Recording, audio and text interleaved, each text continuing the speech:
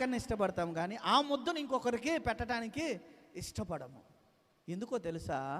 వారిలో ఏమి లేదు, తృప్తికరమైన జీవితం లేదు. దేవుడు నాకు పెడతాడు అన్న నమ్మకం లేదు. ఇశ్రాయేలీలు సందేహించారు.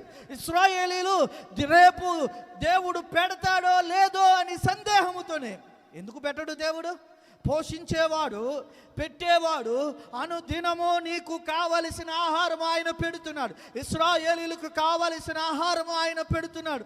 ఆయన వారికి పెడుతూ ఉన్నప్పుడు, దేవుని బిడ్డలారా, ఈ దినముకు కావలసిన ఆహారము ఈ దినమునకు చూసుకుంటే చాలు. రేపటికి కావలసిన ఆహారము రేపు చూసుకుందాం. రేపటి గురించి ఈరోజు చింతపడాల్సిన అవసరమే లేదు. బైబిల్ గ్రంథంలో ఒక మాట చక్కగా వ్రాయబడింది, చదువుతారా? మత్తయి సువార్త 6వ అధ్యాయము 34వ వచనం. మత్తయి సువార్త 6వ అధ్యాయము 34వ వచనం. రేపటిని గూర్చి చింతింపకుడి, రేపటి దినము దాని సంగతులను గురించి చింతించును, ఏ నాటి కీడు ఆ నాటికి చాలు. ఏమంటున్నాడు? ఈ రోజుకి చాలిన కీడు ఆ రోజుకి చాలు కదా. రేపటి కీడు కూడా ఈరోజే మోస్తానంటే ఎలాగా? రేపటి భారమును కూడా ఈరోజే ఆలోచిస్తానంటే ఎలాగా? కొంతమంది ఆలోచించి బలహీనమైపోతారు. కొంతమంది ఆలోచించి బలహీనమైపోతారు.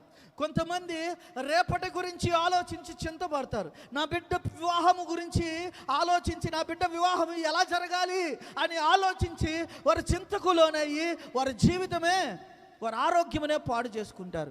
అందుకని దేవుడు అన్నాడు, రేపటి గురించి చింత పడవద్దు, రేపటి గురించి ఆలోచించవద్దు. రేపేం తిందామా, రేపేం ధరించుకుందామా, రేపేమి సంపాదించుకుందామా అని రేపటి గురించి ఆలోచన వద్దు అని అంటున్నాడు. దేని గురించి ఆలోచించమన్నాడు? ఈ రోజు గురించి ఆలోచించమంటున్నాడు. ఇప్పుడు ఇక్కడ కీడు అంటే ఏంటంటే కష్టము. ప్రతిదినము మానవుడు కష్టపడుతున్నాడు. ఈ దినము కష్టము గురించి ఆలోచన చేయి. ఈ దినము ఈ కష్టాన్ని నేను ఎలా గట్టెక్కాలా, ఈ కష్టాన్ని నేను ఎలా అనుభవించాలా, ఈ కష్టమును నేను ఎలా జయించాలా, ఈ శోధనను నేను ఎలా జయించాలి, ఈ బలహీనతను నేను ఎలా జయించాలి అని ఏం చేయాలి? ఈ దినము గురించి ఆలోచన చేయాలి.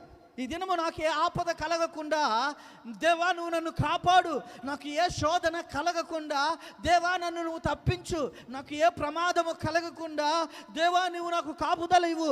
ఈ దినము గురించి నువ్వు ఆలోచన చేయి.